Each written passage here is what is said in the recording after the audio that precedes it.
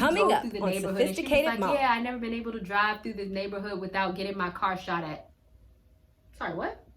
And so that's a total lack of irresponsibility. If I'm gonna die being around you, so it's like those type of things, you know, your friend putting you in danger, you know, just lack of responsibility, or if you feel like this is detrimental to your safety to be this person's friend, then you may want to reconsider. Dedication, preservation, take a look inside your salvation. Do every good work, it takes patience, like a butterfly.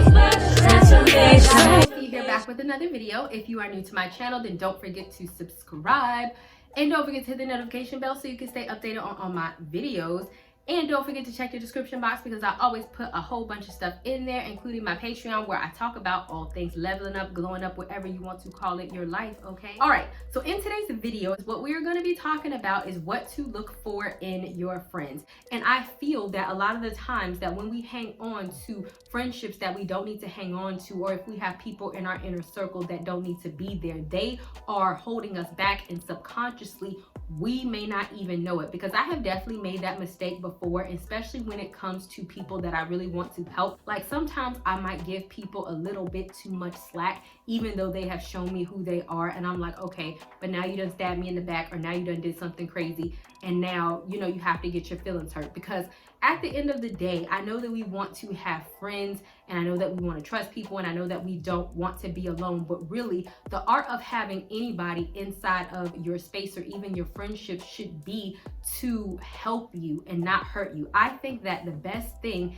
is to have a friendship circle to push you to be your very best. And I know that sounds like super corny. Find somebody that definitely, you know, that you can get along with, yes, but also that have similar goals and that strives to be your best. And I think that you will be very shocked that when you surround yourself with these type of people, how hard and how much better you will actually start to do in your own life. So I want to go to Galatians chapter 5, and I'm going to be reading like sporadically from verses 20 to 23, because that's where we talk about fruits of the spirit, and that's where we talk about works of the flesh. Because really I feel like these are the things that either can bring a friendship together, or there are things that can bring friendships apart.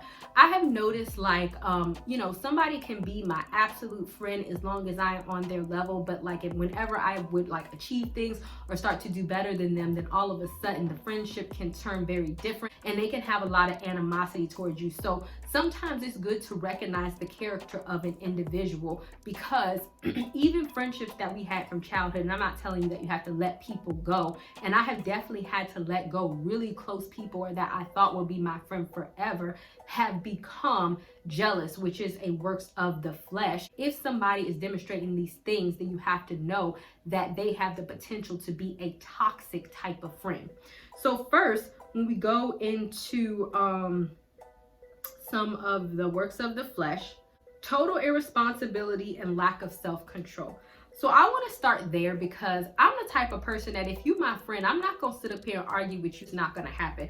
I have had some friends snap on me, have anger at me, and cuss me out and that sort of thing. If you not my friend no more if we doing that sort of thing, because to me, that's weird. Like, why would you do that? I feel like if you are my friend, why are you cussing me out? Like for me, I guess I just don't understand that. So if you just feel like a friend is just completely being disrespectful to you all the time, you have to understand that this is not a way of normal. That's just how she is. She called me a B, a whole bag, slut bag, you know, whore, and the next day we cool. Okay, but why are you allowing somebody to verbally abuse you, and why do you think that that's okay? There are some parts where you need to set boundaries and not allow that to be all right. I don't care if that's her issues that she has going on. Let that be her issues, but never allow yourself to be put in a position where you have been disrespected. A total irresponsibility is another one of these. So your friends, you have to take this how you want to take this. If somebody wants to be irresponsible with their lives, and let them be irresponsible with their lives.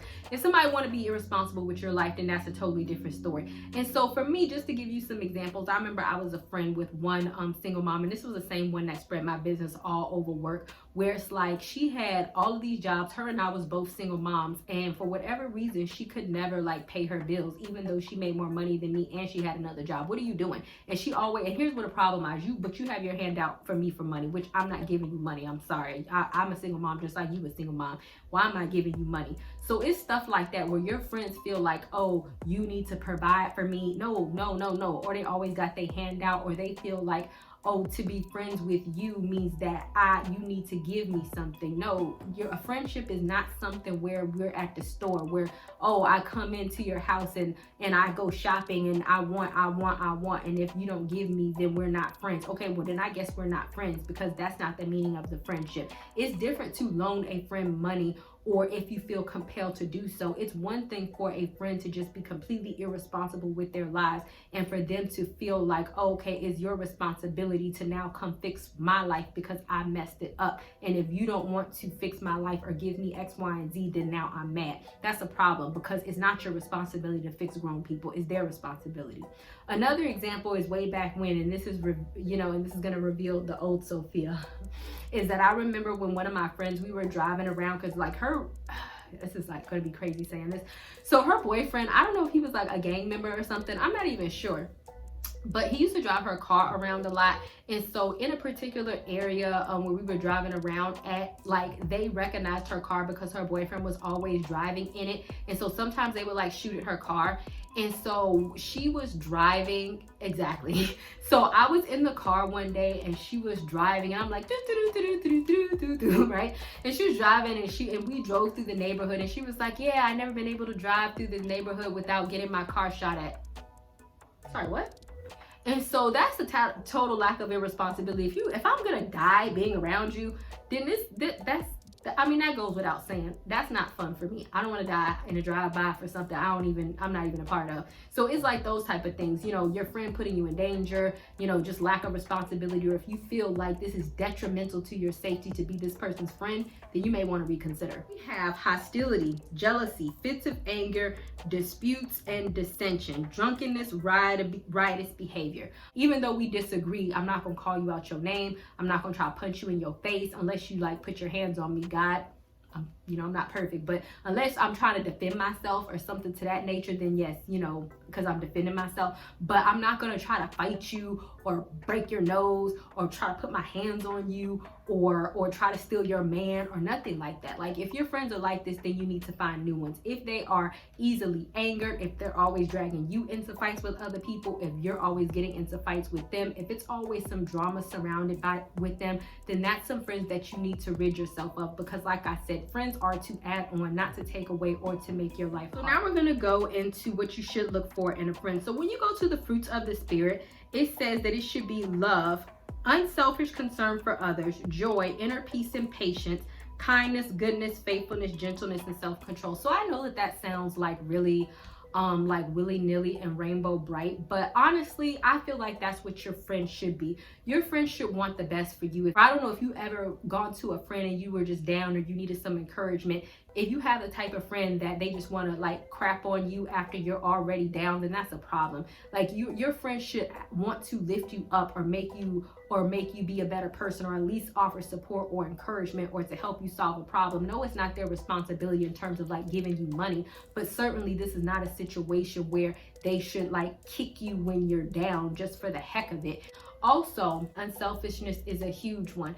How many times, and I have had to let friends go because of this, because how many times whenever they were having a party, birthday parties for their kids, this, that, and the third, I have always showed up for them, but then when it came time for me to have this or do that, oh, I got something to do. I know when I had my son's birthday party, like some of my friends RSVP and then they never showed up, and I'm calling them, oh, I'm here, I'm there. Like, to me, that's disrespectful, especially if you continuously make plans with me and you break it, but every time you do something, I'm always going to your stuff. That's an unbalanced relationship. And so you have to wonder, okay, but you're not even showing concern for me as your friend. You're very selfish. You expect for me to show up, and you don't want to give anything in our friendship. If you feel like the other person is always pulling on you, but when it comes time for you to actually need something or to want something, or for them to support you or to show up for you, they always got something to do, or they're always breaking promises to you, then that is an indicator that you probably need to get rid of them as a friend. And so another thing that I want to mention is that I always feel like birds of a feather flock together. And so when you think about it, like successful people tend to run with successful people. Like, okay, my favorite show is Sex in the City, right? And the reason why I like Sex in the City is because to me, they symbolize like some of the perfect friendships. All of them were successful in their own right.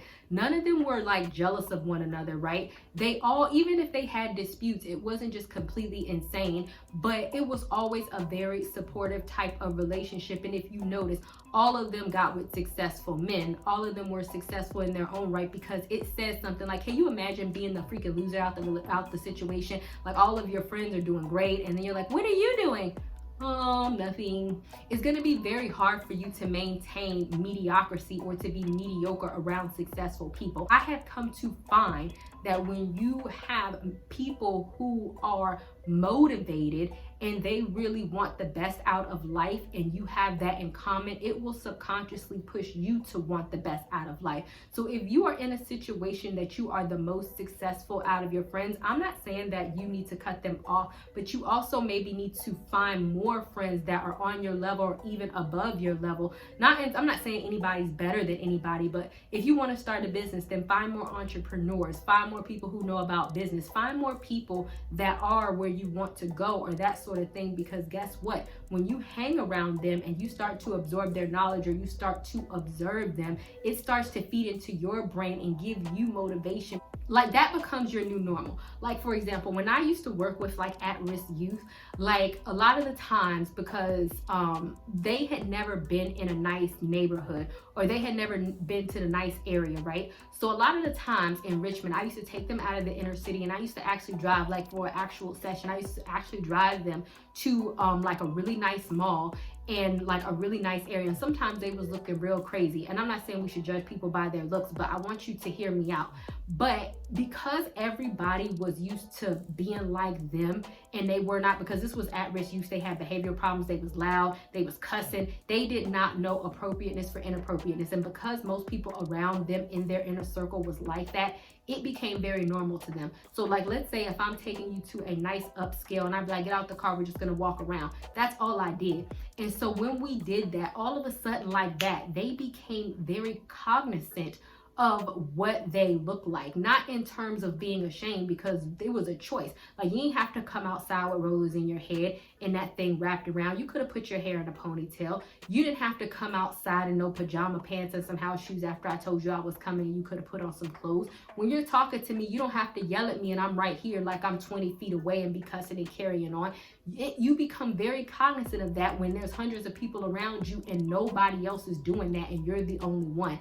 But you're not cognizant of it if you've never seen it, and that is the only thing that you're used to. And so to me, it's not in a sense, and I used to talk to them, no, this is not to hurt you or to make you jealous, but to expose you, to say, yeah, there is better out here, and I don't always have to be stuck in my small little bubble, because my small little bubble is not the world. So oftentimes just being around a different set of people will make you more aware, and being more aware will make you more motivated to get to where you want to go. And just surrounding yourself with people who have very limited thinking or a very small mindset. Oftentimes small-minded people will subconsciously even like detour you, even if that's not their intention. They might think like, oh, that's just a stupid behind dream. Like they might think that, thinking that they're giving you a favor, when actually they're deterring you from living up to your full potential, because they can't imagine in their brain being that high or doing that much with their life. And therefore the fact that you said something, they just think that's crazy because they've never heard it before, right? Right. Hope that makes sense. All right, guys, thank you guys so much for watching. I would love to know if you guys have any struggles with finding good friendships. Do you feel like friendships are important? Are you in a situation where it's like no new friends like Drake, or you just keep your inner circle small? Or do you feel like, having relationships or friends with females is very difficult because you tend to have issues with them? I would love to know. Leave it down below, and I will talk to you guys another day, another time. Bye, y'all.